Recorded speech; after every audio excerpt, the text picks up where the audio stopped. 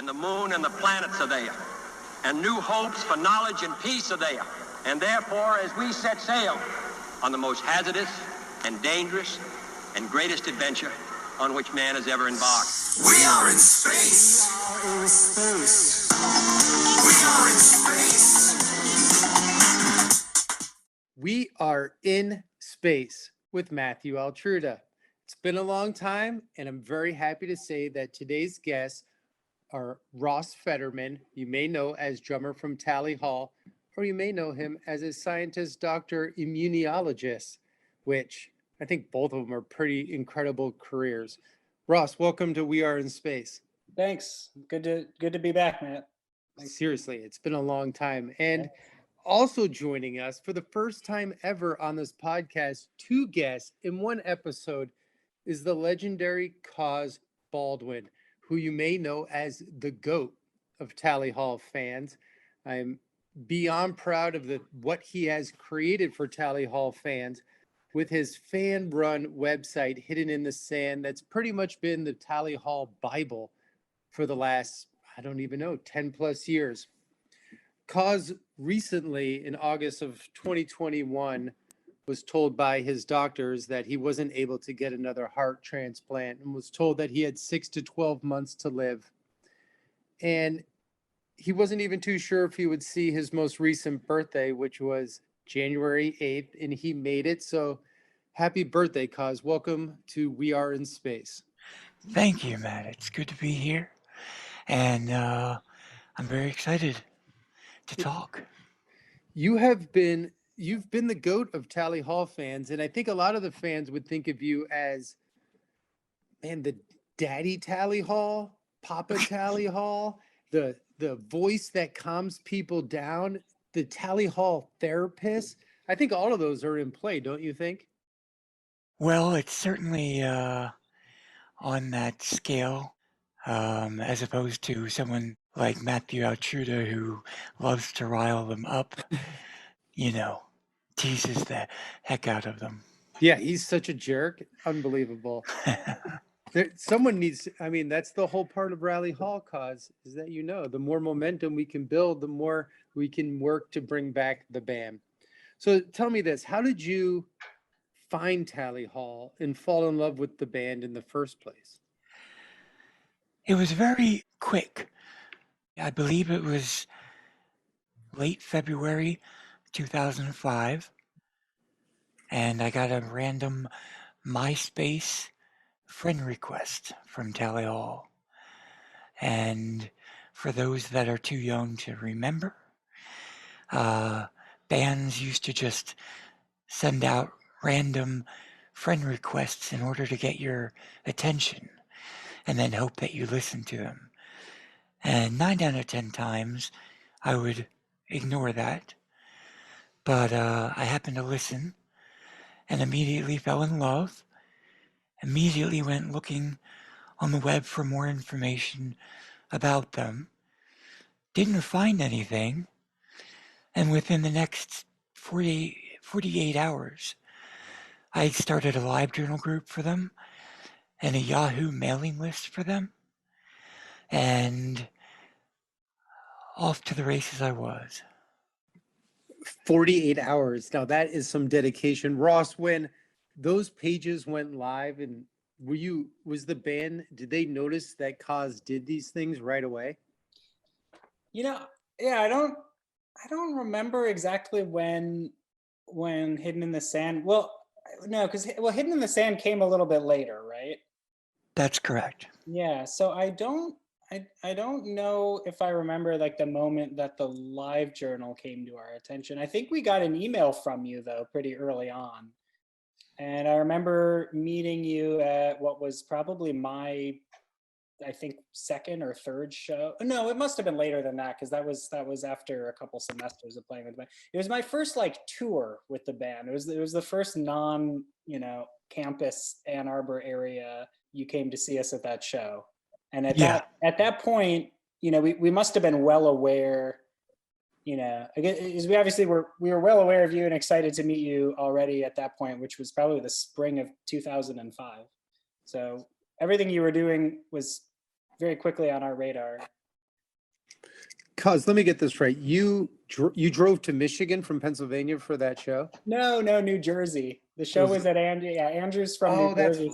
This is my first tour show was sort of driving all the way out to New Jersey. To go play Andrews High School. That sounds incredible. How was the show, Cos? Was it everything you thought it would be? Did it live up to expectations? I don't even remember. I just remember how wonderful it was that I got to see them because they didn't really tour outside Michigan before that. So I got the chance to see them and meet them and then go back to Andrew's house and party with them all. So that was a great, great, great time. That's when you became more than a fan, you became a friend of everyone in the band. I'd like to think so, yeah. I mean, I know so. I mean, I have heard it through the years, and I've was tipped to Hidden in the Sand very early on, like everyone else, because if you went to the internet and searched Tally Hall, that's what you found, and it gave you the information they need. Over the course of the years, have you received lots of emails from fans with information and things of that nature? Yeah, definitely. But more so, the site was set up to be completely fan made and fan driven. So from the blogs to the photo galleries, it was all up to the fans to create the content. So they could all do it themselves. And I just had to, maintain it all. And then after a few years, the Tally Almanac was created. And once again, that's all fan driven. So I don't really do much other than oversee it. So from your end of the road post, and this kind of leads all together to this, and it's a blessing that you're here now, but you have wrote in great detail about how you're facing your own mortality in that you were unavailable to get a heart transplant. Um, as you look back at your career of supporting this band, you must have to notice how cherished you are within the community and how loved you are in the community and your contributions that have really helped grow, I mean, Tally Hall into what they are today. You are, I mean, you deserve your own tie. And I guess my first question is, what color is your tie? My color tie is purple, just like every other fan. Oh, look at you going for the decentralized way. I like that. Ross, what can you say about the contributions of Hidden in the Sand, and what has the band noticed over the years, the way they've been able to, the way the website has been able to really grow the fan base? Yeah. Oh, I mean, it's immeasurable. I think you can't really even think about what our fandom is now without thinking of the role of Hidden in the Sand and the Tally Almanac for that matter. I think we're it's clear to me just from watching the people that have sort of recently stumbled upon us, and the interesting thing is if your listeners are unfamiliar, that I mean, you've been playing our music, and I think for people in Ann Arbor, we've been a relatively well-known band for over a decade and all that. But I'd say something like maybe 98% of our current listenership discovered us within the last 2 years, maybe 3. But it's sort of absurd how heavily weighted that is towards the most recent history, when the band has arguably been, and not even arguably, but admittedly been, among the least active we've ever been. And so I think people are turning to sources of information. What was the story? What was the band like when we were more actively touring and releasing things? And that is all on that's where you go to Hidden in the Sand and Tally Almanac and these sources that have, that have basically really been up to date on everything at the time. And it's sort of, I think that's the only way that fans discovering us now can really sort of like feel as though they're discovering us 12 or 13 years ago when we were really active. And I think that's really important. I think we look back and think, well, obviously we made a lot of this content, we made the internet show, and that's still up, and there's a lot there for people to find and discover. But I think to some extent that's all very produced. You lose out on the little blog updates that the band would give, and being, giving tour updates and studio updates and all these things. And I just think that, without a lot of that work Coz did and sort of creating all these reference points for the community, it wouldn't be nearly what it is. 100%. Coz, is there a plan to preserve Hidden in the Sand, to make it timeless forever? Well, there's a plan in the sense that the site will live on, and the Tally Almanac will remain open to everybody to continue editing. The only thing that will really dry up are the blog posts that I'll do every now and then, which I always love doing, but it gives me a way to write, and I love writing. But the site will live on. I've found some friends that will take care of the hosting costs, and I don't know how long that they'll be able to do it, but hopefully many years in the future. Well, connect me with those friends, because I will be a part of keeping it alive with contributions and getting contributions. We want to make sure Hidden in the Sand lasts forever. We don't ever want it to be hidden in the sand. Are you looking to do any more blog posts, or are you retired with your blog posts? I was just thinking today that maybe I'll write like a final blog post, but there's so much I want to say. I wouldn't know where to begin, so it'll just have to happen organically. Yeah, I completely understand that. How are you feeling physically, like right now? Are you feeling okay? Generally, I feel okay. I know I don't sound okay. My voice is a whole different issue. That's from damage done to my vocal cords about a year and a half ago, almost 2 years ago. So I lost my voice because of that, and I know I don't sound good. It's a bit. I'm very self-conscious about it, but I feel generally okay. I think this is just going to be one of those things where I'm okay until I'm not. Yeah, I completely understand that. I read in your blog post that, you have anxiety of going to sleep at night because you might not wake up in the morning. And I think that really hit home for me. And you being able to articulate that in your post for someone who's, I mean, you've said it, so it's not hard for me to say, but facing death is, it's inspiring, and it's scary, and as you said in your post, it's hard for anyone to relate who's not facing what you're facing. It's almost impossible to even put it in words. And, I'm just so proud of you for using your voice to help people understand what you're feeling. Yeah, I just want to jump in here and echo that. Please.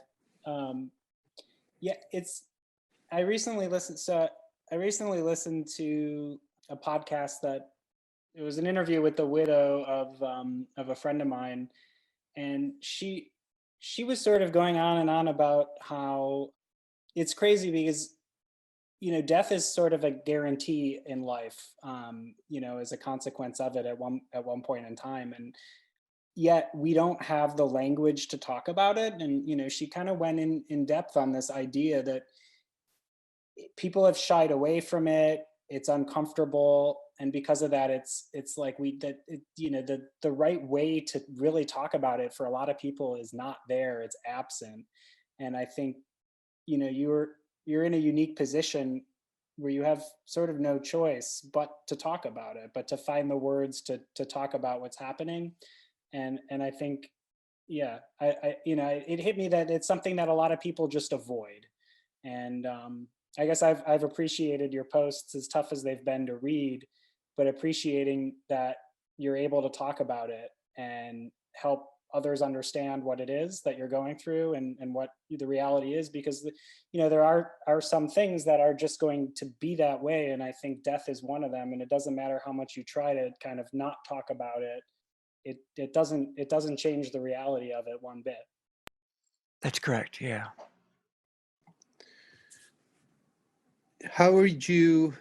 Have you been using your voice to inspire others that are also going through what you're going through, Coz? I don't really think I've had the opportunity to. I don't really know too many people going through this type of situation, and I've only personally experienced maybe one other person in my life that I watched die,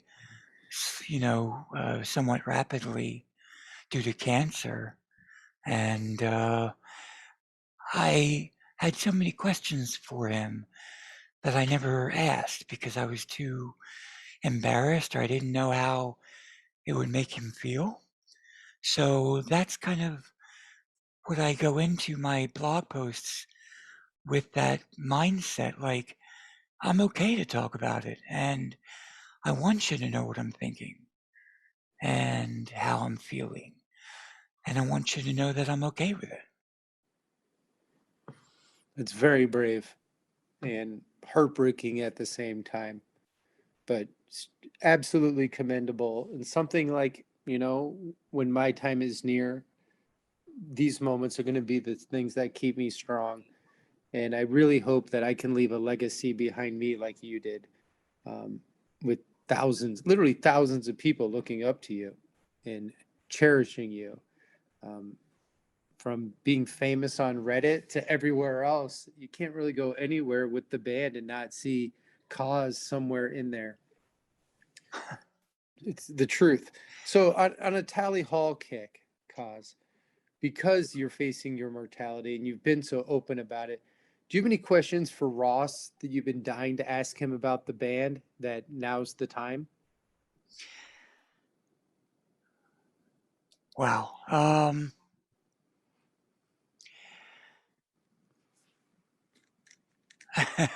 So Matt probably doesn't realize that you already yeah, that you probably would have asked me these not in the middle of a podcast. That's true. I've had years to ask all the questions I want. Yeah, And the only other, we could put sorry, Ross on right now. I mean, let's put Ross on the spot, Coz. You got him. Let's go. I can't do that to Ross. Ah, There's nothing that I would want to ask that he would want to answer publicly. Put it that way. good, Coz. I respect you so much. And, Can I just say one thing too? I think if there's anybody out there that could see through whatever it was that we were telling people at shows about it, there are plenty of questions that people might ask. Yeah, why, what's the delay here? What's going on with that? I feel like it didn't matter what we told you, Coz. You would always kind of just know.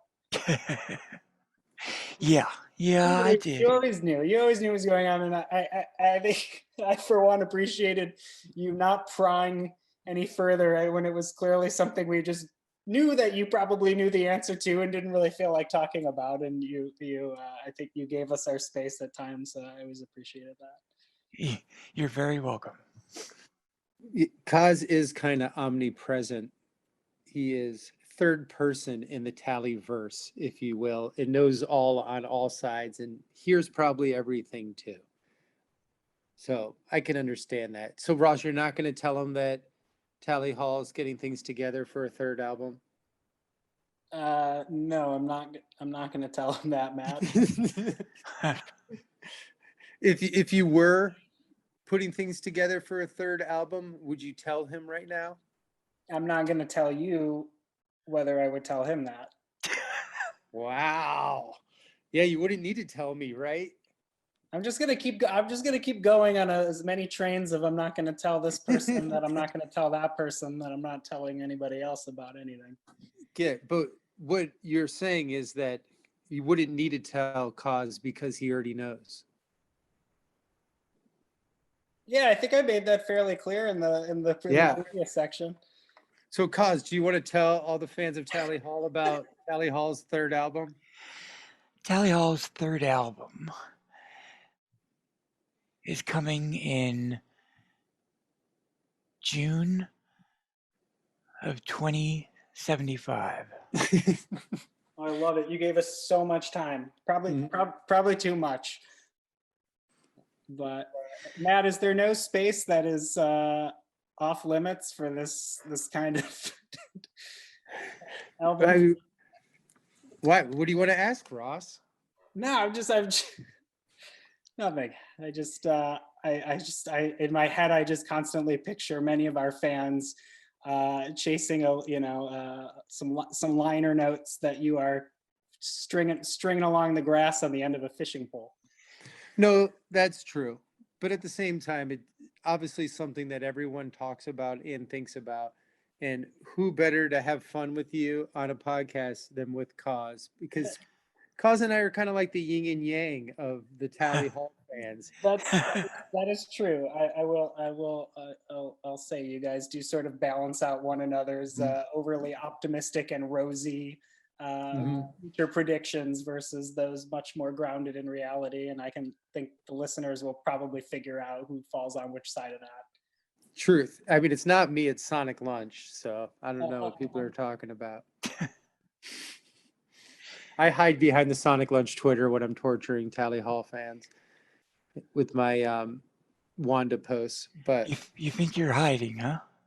no, I know I'm not. But like I said, you can't build hope without giving some hope. So I'm always a firm believer that if Tally Hall's fan base can grow and grow and grow, and they're all great musicians and they all write music, then it's totally possible for them to do a studio album without ever playing a live show again.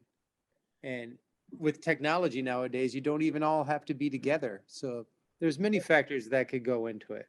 I know everyone's busy. Who says we wouldn't want to play a live show again? Well, I know you want to play a live show again. Of course I want to play a live show again. Yeah, I mean, let's do it. Sure. All right, done. Sign me up. All right. We'll do it. We'll do it in 2075. No, what about August 27th? Are we still going to do that? August 27th of 2075. Yeah, that sounds good. That sounds good. We'll plan for that. Ross, I'm uncomfortable for you. Yeah, thank you. Appreciate it. Ross, are you uncomfortable right now? No, we've done this live on the air enough times. I think I'm used to it. Tell me this, Ross. Because of the success of Tally Hall, because of the extreme amount of Spotify listeners and the world success and fans all over and the amount of vinyls that people ordered, does that start any type of conversation with, you know what, things are going really well, maybe we should do something else? Like, have those conversations come up?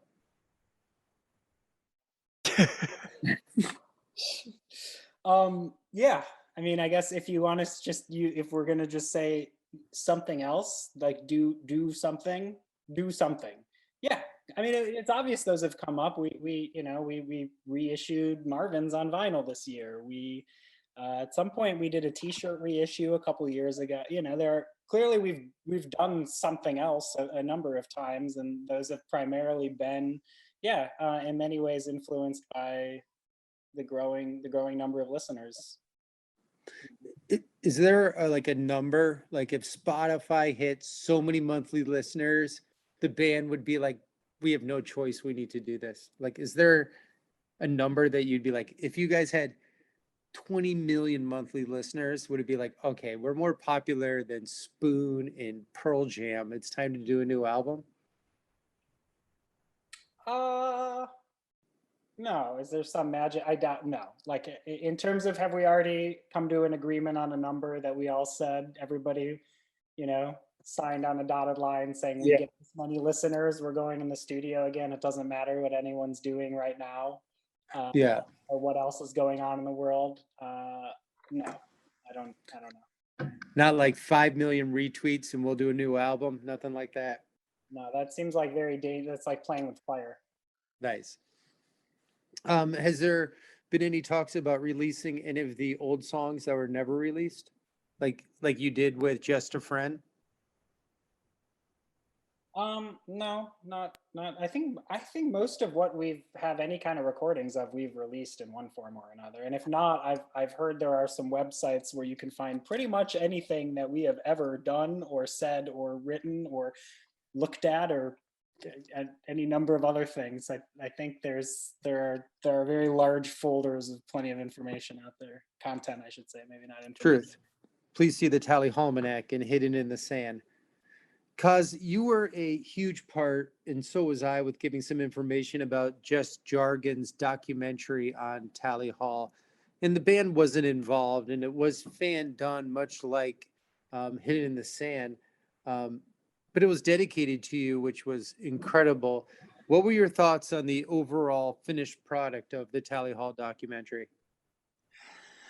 I thought it was very well done.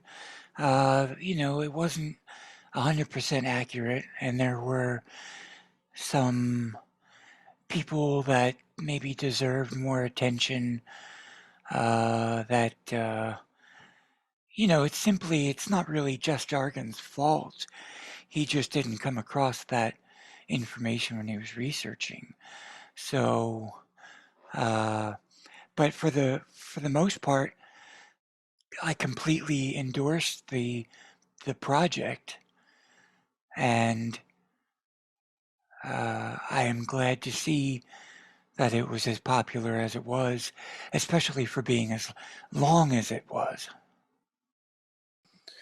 I was quite surprised it was 3 hours long. What were some of the things that you saw in there that, or what were some things you thought should have been in there that probably he didn't know about? Well, to be honest, most of the feedback that I've heard uh, were from the band members, actually, who kind of feel the same, that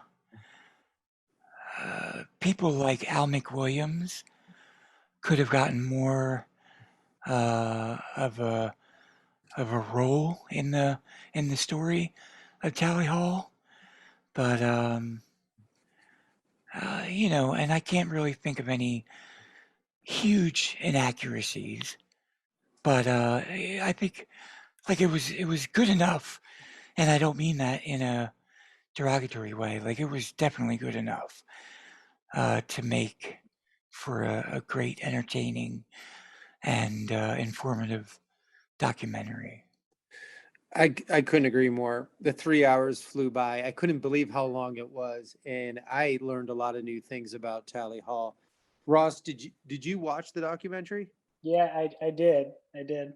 in its entirety? Yeah, I forgot when. I don't know. It was over one of the holidays when I had some time, I think.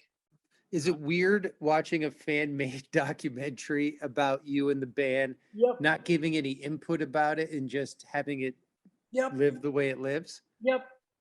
Yep.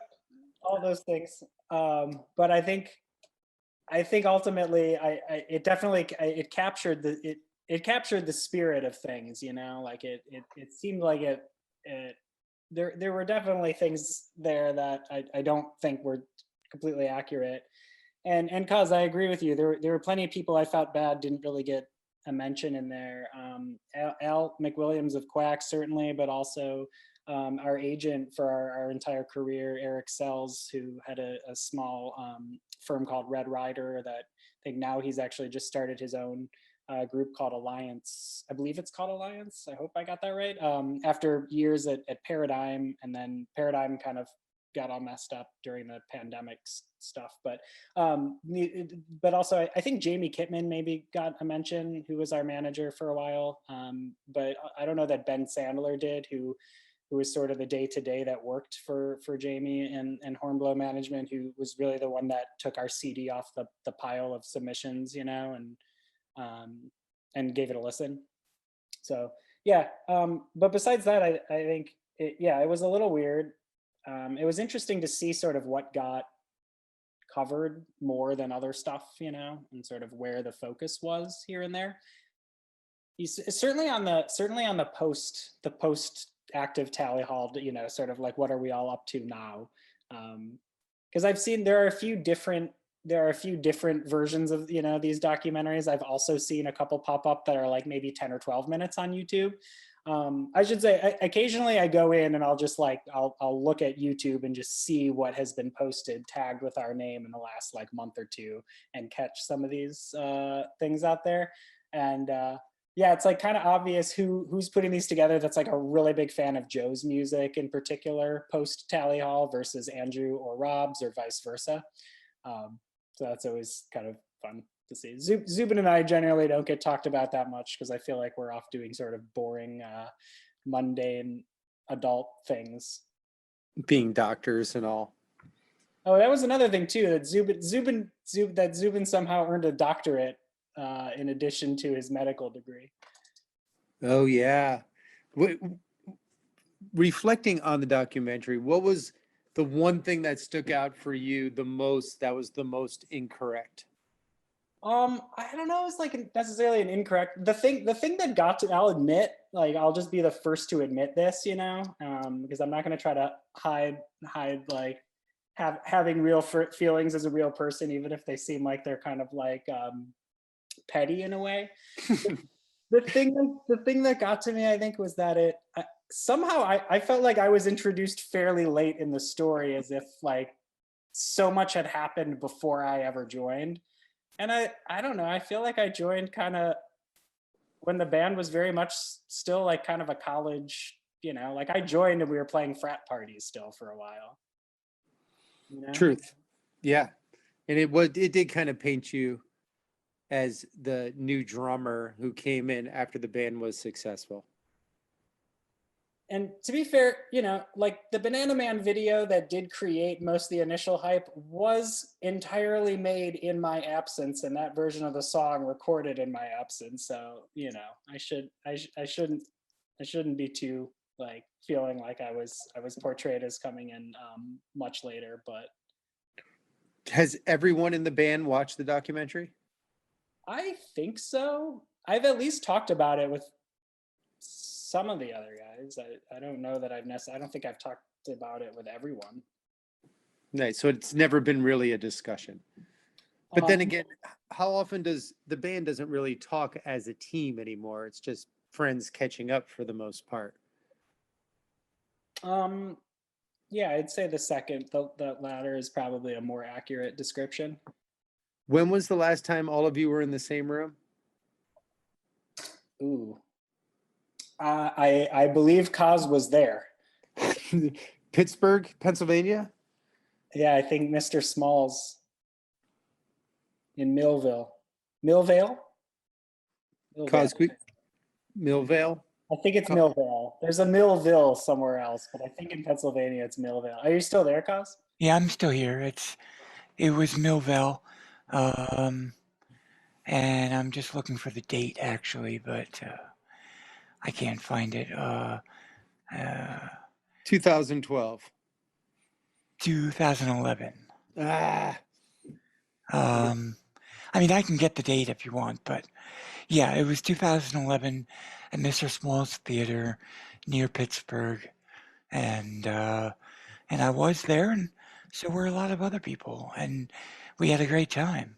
And I don't know how many of the other fans realized it was going to be the last show for at least a long time, but I knew it, and You always know. I always know, and I had a great time, so I thank you for that. Yeah, and I think I had a great time at our sort of pre-show pizza party that I know you were a big part of coordinating that. At the time, Ross, though, you did not know that that was going to be Tally Hall's last live performance, right? Well, what do you mean? Well, That wasn't the farewell concert. It just so happened that was a concert, and then you decided to not play after that, correct? well, we went into that tour knowing that we were going to kind of go our separate ways for at least a little bit, and that we weren't going to continue doing any kind of support on Good and Evil. I guess it was still very much so an unknown in the long run. But I mean, I think, you know, we all knew that was going to be our last tour for some quite some amount of time, which is, you know, different than how we were operating for a while, where we really were kind of on and off tour a lot, and we'd always find some excuse to play a week of shows somewhere in the country. And they were open about that too. They definitely advertised the tour as their only tour supporting good and evil. So, you know, knowing what was going on and with that information, that's kind of where I put the pieces together.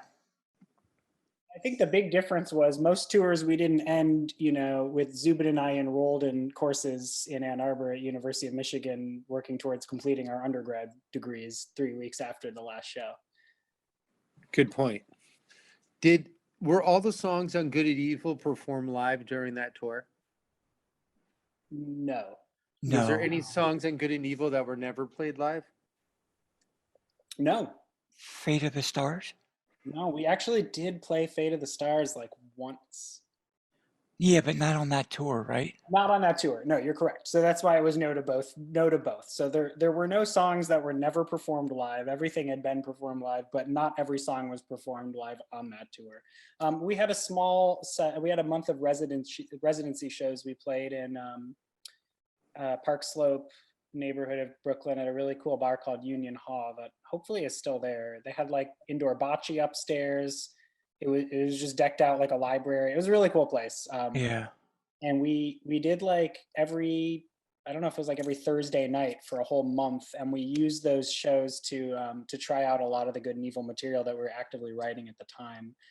And some form of Fate of the Stars was performed there. I don't know if it was actually all three pieces. It might have just been sort of like what we'd call FOTS 1 and FOTS 3. But I believe that may have been the only time that song was performed. Yeah, I agree. I concur, Doctor. Yeah, seriously, Ross, when we have Coz on this, we have like the ultimate fact checker. Yeah, which is funny because I've been the band's sort of internal tour history fact checker. So I think between you've got the strongest recollection, I think, from within the group generally, and then that with Coz's much more encyclopedic knowledge of things, we should have most of our trivia covered tonight. Seriously, if Tally Hall ever does another album, we need a Coz song. We need a song called Coz. No, they don't. Okay. Wait, real quick. I have to say, because I think I'd forgotten about this, but Coz, at some point you made a tour, you made a show log, right? Yeah, there's a tour date. Yes. Tour date archive. Yeah. Yes. Thank you. That has been such a tremendous thing, because obviously now, having it been like, it's like 12 years later, my memory of all of the detailed shows that we played on every single tour is not what it was when we were, only a year out or so. And I knew that would happen, of course, because that's what happens. And I remember seeing that you made this and knowing that it would be an amazing resource to have. And I remember contributing to it. I don't know if you remember that I went through our like tour books and was able to fill in a whole bunch of blanks, and was very excited to do so because I was just so happy that this resource existed. Yeah, I do recall you telling me that you did that, so thank you very much. Yeah, and because there's things like I think there was room to put every band that we played with, like every other act on the bill. It was great. And there were, I still at the time in my email had a lot of like contracts from our shows, that had everybody listed out, the venues, the times, the doors, all that stuff. There are some weird ones in there. Mm. Like the time we found ourselves playing after Lady Gaga. Yeah. Wait a minute, I don't even know about this. You played after Lady Gaga? We did, but she wasn't Lady Gaga at the time. Who was she? Stephanie something. I forgot her last name. Germinati? Yeah, that sounds about right. No, and I definitely remember going up to her afterwards while we were getting ready to change over and complimenting her on it, because it was It was cool. It was not at all Lady Gaga. It was like classic rock covers. It was Zeppelin. It was The Who, Stone. I mean, it was a lot of like Brit, 60s rock. And she was just belting it out with her incredible voice, and it was cool to hear. I mean, songs that almost half the time sound like they should be sung by somebody like her, namely everything in the Zeppelin catalog. And yeah, it was a really cool, sort of very different experience to see. So I just remember sharing that with her briefly. And then, yeah, I think maybe 3 or 4 years later at most, Lady Gaga was a thing. And then Andrew, I think, was the one to point out, like, we played a show with her once. January 20th, 2006, at the bitter end. At the bitter end, where we dragged around a giant poster to cover the back of the stage that was our album art in a huge poster, and there was no good way to rig it there. And we were like, let's just try the best anyway. And we were like, well, if it falls, it's going to be much worse. And we're like, well, we got to try it. Of course, it fell like 2.5 songs in. So Lady Gaga opened for Tally Hall. Not really, but sort of, yeah. So it's like a technicality, right? We were on the same bill as Lady Gaga. Did she play? Lady Gaga opened for Tally Hall. There wasn't really like, we weren't really like a headliner, Ross, did Lady Gaga open for Tally Hall? Yes or no? Well, I'm still going to technically say no, because again, it wasn't Lady Gaga. It was a very different thing. But I guess same thing comes down to, like, would you say Girl Talk opened for us? Technically, we both opened for somebody, But did Girl Talk play before you? We did.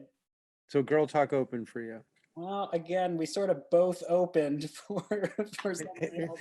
Ross, at least we can say we saw the worst Girl Talk show of all time together. Yes, we can. What is that? We really did, Coz. We went to a Girl Talk show and the show ran over. They didn't have time for him and they shut him down. And he played for like 12 minutes through his monitors and then talked a ton of shit about the festival. Wow. Yeah, it was like the number one, like the rule you don't break in festivals, which is that, like, when you have inclement weather early in the day, it's rough to do it to your performers early in the day, but it's their sets that have to eat. You're not going to make the, like, people just think, oh, we're going to make up the time. We're going to make it, like, you don't make up the time in a festival. And what ends up happening is your headliner gets cut. I couldn't believe it. I'm sorry if any of the people that put that music fest on are listening to this. I'm sure they're not, so it's okay. But what a rookie mistake! I'm sorry. Like, oh yeah, such a rookie mistake.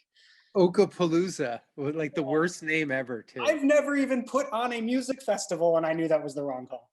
Yeah, I have put on music festivals, and that's never happened to me.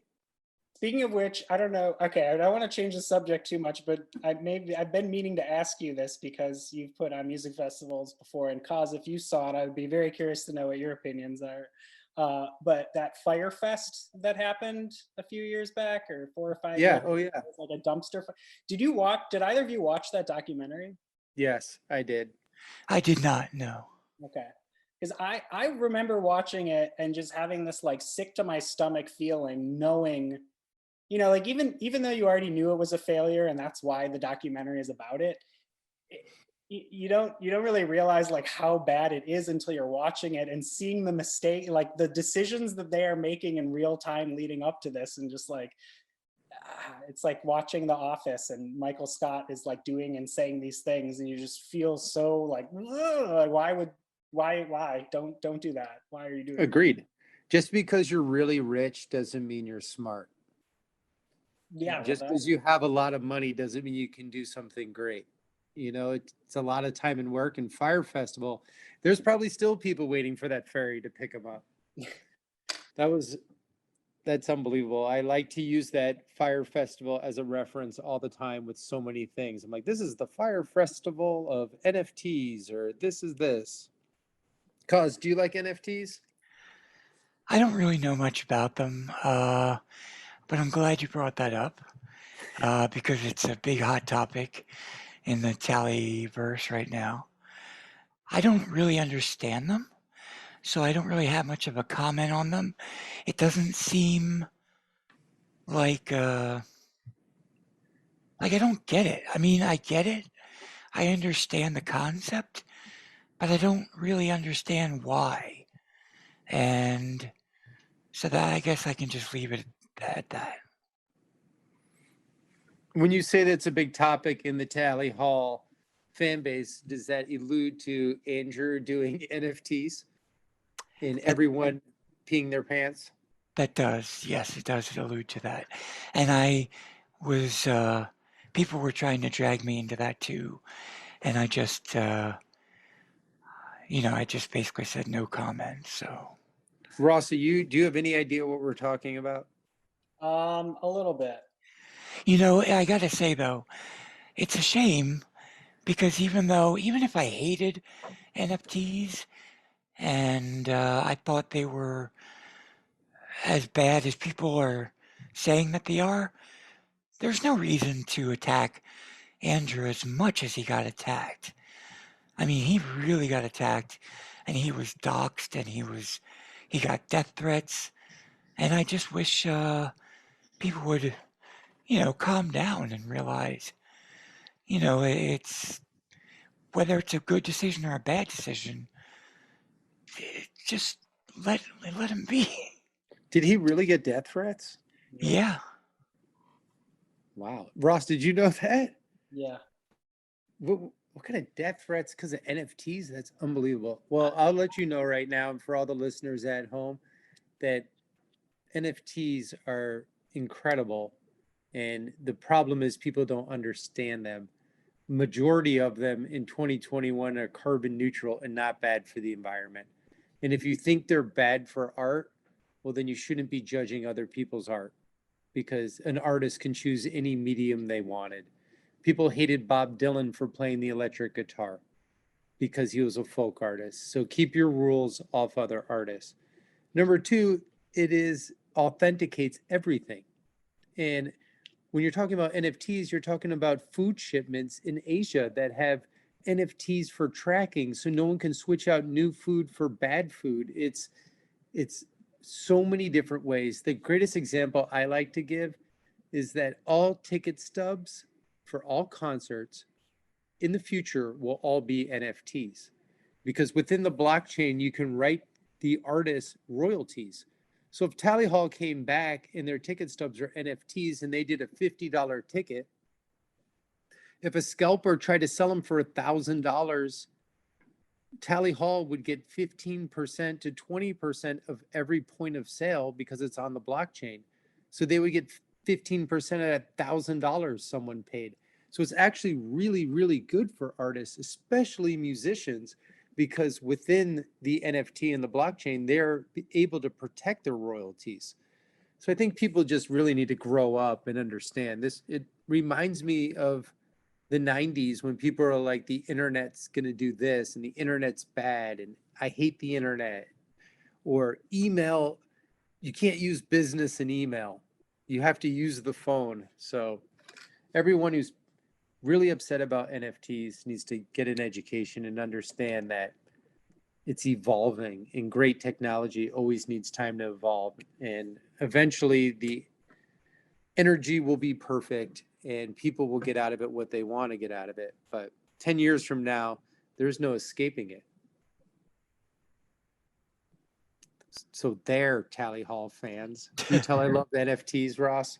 Yeah, I mean, I guess my only comment, because I don't frankly understand that much about a lot of this stuff. The sort of whatever I guess I should have a very deep, great understanding of blockchain. Some part of me maybe is just like not cared enough at the moment to like fully dig in and try to understand all the ins and outs of blockchain. I would say that like in general, doxing people and encouraging violence against them on a personal level just should never be acceptable. I don't really care what your reason is for it. But agreed. If anyone who sends Andrew death threats about NFTs, you can come and fight me. Also, though, it sounds like this would be a way if it is something that royal, so like a way for where we might actually see a small cut of the records and vinyl that people are reselling on eBay for. Cause I'm not calling you out here in particular. Ha! I realize we're in the middle of your eBay. It's like one of these things, yeah, that if the reality is there that artists, maybe not us, but like, yeah, I mean, you've got painters who, have painted masterpieces, and yet their estate, I mean, they're most were long gone, right? But it's like their estate even never really profited. If it's not like people that were in descendants of somebody who painted all of these masterpieces are getting any cut when those masterpieces are now selling for millions and millions and millions of dollars when they were purchased for the artist for like 50. And it sounds like this is a way that would sort of guarantee that. And so Correct. I could see some merit in that. Yeah, but I don't know. Again, I don't really know enough about, I saw all sorts of stuff about it hurting the environment and all this computer processing being problematic. And it's I don't know, maybe that's just a broader criticism of some forms of cryptocurrency in general. I mean, cryptocurrency to me, I will admit, also seems like it seems like pump and dump scams in a way. Like enough powerful people can move the market, so you just get everybody else to throw a bunch of money in for you. You're the one that's going to decide when it's going to crash.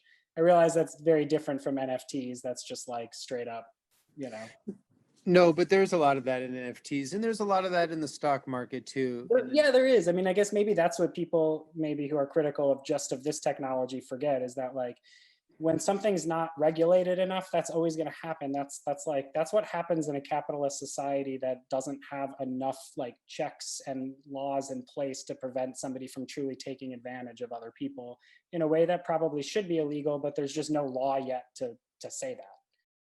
All right, well, let's change the subject because Tally Hall fans hate NFTs, and if you've messed with Andrew on them, I mean, grow up. We'll just leave it at that. How does that sound, Coz? Sounds good. Because that's not okay. Coz, do you have any questions for Ross while we have him on this call? Ross, how are you doing? I'm good, thanks. Relatively, I'm doing. I'm good. What have you been up to, Ross? What are you trying to say? Just working on some projects around the house and gearing up for what lies ahead, but could you be more vague?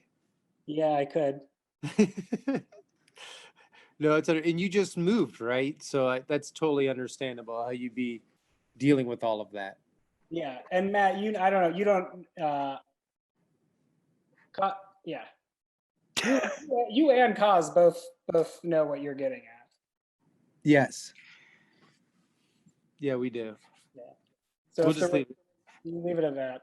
Yeah, we don't want to talk about the new album. No, but Coz, it's been good. Thank you. Just trying to check off as many boxes while I still have 2 hands free to check off boxes. How about music? Are you working on anything music related? No, not really, sadly. I do have my drum set up again for the first time in very, very long time.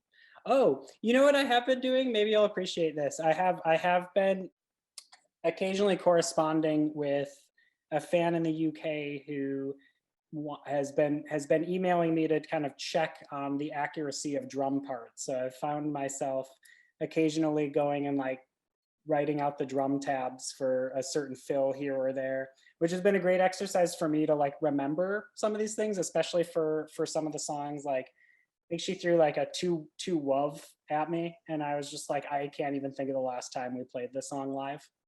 And so I've sort of been going through little by little and helping sort of tab out and remember drum fills and things from some of the music we haven't played in a very, very long time. But in terms of like new music projects or even like DJ gigs and things like that, I haven't really been working on anything. I think, the sort of like COVID landscape of the last couple of years has really challenged my, ability to try to get together and sort of play music live, even casually, with some other friends, which is something I did all through grad school and before live shows were, what they are. Yeah, what about that band that you were in August something or Oh, Autumn York. Autumn York? Yeah. Oh yeah, Autumn York. Fun, fun times. Autumn York, real person, hardly a real band, but there actually is somebody named Autumn York that the band was named after for some reason. Yeah, that was kind of just one of my classmates, and then my friend Keith Reed, who played in the band Bellicose, that you might recall, because I don't know if you ever saw us with them. We shared a rehearsal studio with them in Brooklyn. It was another band from Ann Arbor.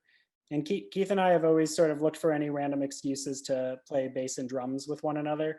So there was Autumn York, and then there was another band with some other friends of ours called Lion Street Fire that we both played in for around. Each time it was just like we kind of recruit each other to be the rhythm section. And so those are the two bands I played both in through summer grad school. Mostly just as an excuse to play drums, and play some live shows again. Did those bands cover Tally Hall at all? No, we did not. We did not cover Tally Hall. Did you beg for them to? No, we did not.